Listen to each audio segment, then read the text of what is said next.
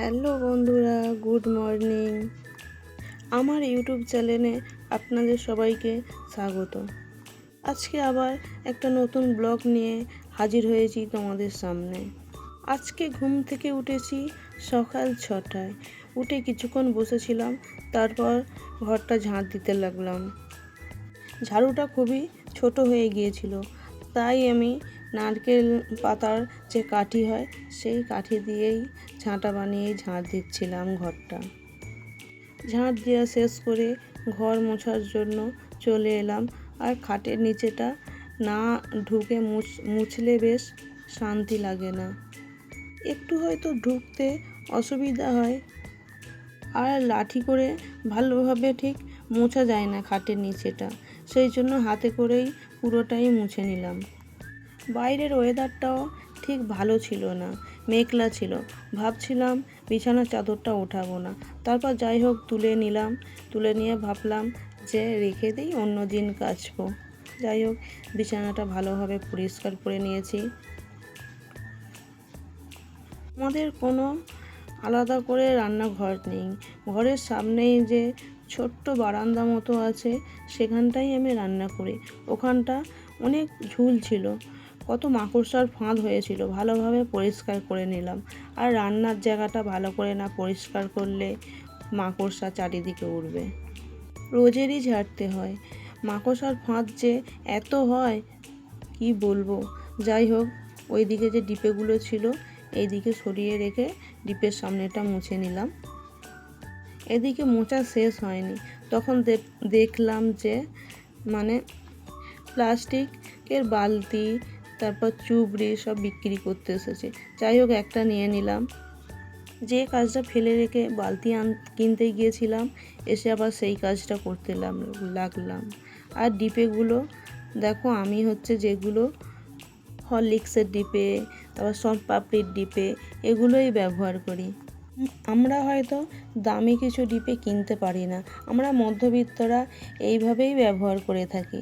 ডিপেগুলো ভালোভাবে মুছে নিয়ে আবার ঠিক জায়গায় রেখে এই দিকটা পুরোটা ভালো করে মুছে নিচ্ছি। আর আমাদের উঠোনটা অনেকটা আছে, সেখানটা ঢালাই করা নেই, সেই জন্য বারান্দায় অনেকটাই ধুলো হয়।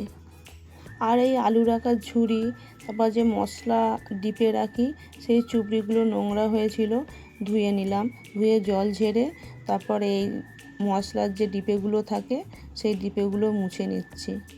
সব মশলা তো একবারে শেষ হয় না, সেই জন্য ডিপেগুলো না ধুয়ে মুছে নিলাম।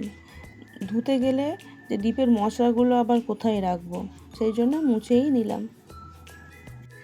আর সব ভালোভাবে মুছে নিয়ে আর এদিকে ঝুড়িগুলোকে, বাসনের যে ঝুড়িগুলো ছিল সেগুলো আমি ঘরের মধ্যে রেখেছিলাম, সেরকম রাখার কোথাও জায়গা নেই, ঘর আর বারান্দা। আর তারপর ঝুড়িগুলোকে ঠিকঠাকভাবে সাজিয়ে নিলাম। আর দেখো ছোট্ট রান্নাঘরটা কত সুন্দর লাগছে ভালোভাবে গুছলে।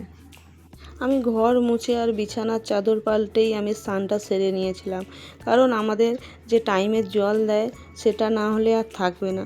চান সেরেই এই কাজগুলো করলাম। দেখলাম এসে যে কিছু জামা কাপড় আগে থেকে বের করা ছিল, কাঁচা ছিল, সেগুলো গুছানো হয়নি, সেইগুলো এখন গুছিয়ে নিচ্ছি। এই গুছানোগুলো তো কিছুক্ষণ সময়ের জন্য, বেশি সময় থাকে না, কিছুক্ষণ সময়ের জন্য একটু পরিষ্কার লাগে। তবু বৃষ্টি হচ্ছিল বলে সেরকম কিছু জামা কাপড়ও কাচিনি। আর এইদিকে দেখো, এর মধ্যেই আমার মেয়ে চলে এসেছে। আর ওখানে খাটের বারে তো মধ্যবিত্ত পরিবারের এই রকম অবস্থা, দেখো জামা কাপড় খাটের ওপরেই মেলা থাকে। যাই হোক সব গুছিয়ে একটু তবু নিজেকে ফ্রেশ লাগছে।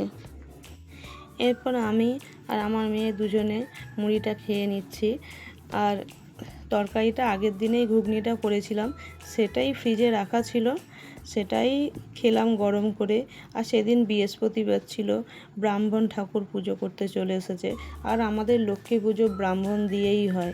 তোমাদের কেমন করেই হয় অবশ্যই তোমরা জানিও। আমাদের প্রত্যেক বৃহস্পতিবারই ব্রাহ্মণ দিয়েই পুজো হয়।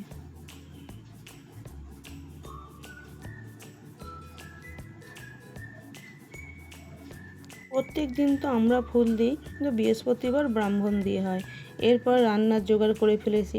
আজকে করব এই যে আলু কেটেছি আর সয়াবিন ভিজিয়েছি, সয়াবিন আলুর তরকারি হবে। আর আজকে পটলগুলো কুচি কুচি করে কেটেছি, শুধু পটলে আলু দেব না, শুধু পটলের তরকারি করব। এদিকে সয়াবিনের তরকারি হয়ে এসছে। যদি আপনাদের কোথাও ভালো লেগে থাকে অবশ্যই সাবস্ক্রাইব করে পাশে থাকবেন। আজকের মতো টাটা।